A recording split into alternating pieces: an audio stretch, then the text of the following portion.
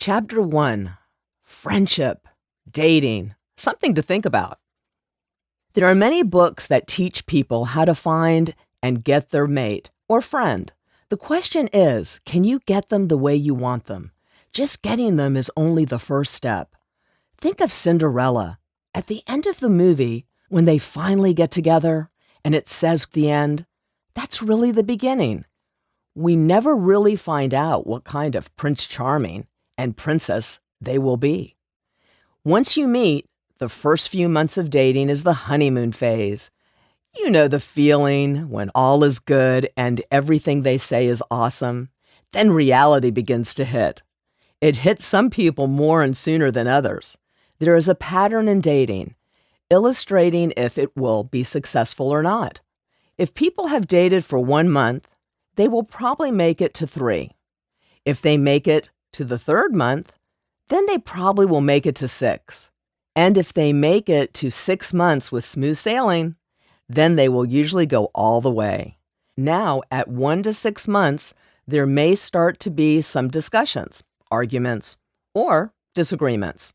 That is okay. However, I do recommend that if the fights are too frequent for you, or if the way you fight causes you severe pain, physical or emotional, then it may be beneficial to see a professional counselor for an adjustment or alignment. It is up to you to decide what you want to live with and what is working for you. We are talking about a tune-up, prevention, nothing more than that. If you just bought a Mercedes, wouldn't you take it in for a tune-up, especially if it were running a little rough? The same goes for relationships. Whether in a marriage or not, it doesn't hurt to get a third opinion, especially in this world of fast-paced communication. That is if you call texting communicating. Technology and how it is affecting the relationship process will be discussed later in this book. There are no fairy tale relationships. It is important to note that all relationships have issues. Therefore, when you finally meet that special someone and have had a blissful 6 months of dating and then have a fight, take a moment to realize that relationships are 100% give and take from both parties. In other words, you aren't bringing half of yourself to the table.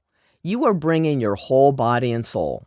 If you get 80% of what you want in a mate, you are doing great. In other words, the 20% hopefully is what you can live without. This is important to know because with internet dating, new apps, Facebook, instant messaging, playing games in chat rooms, etc., there are so many people to choose from that it makes it difficult to stay with just one.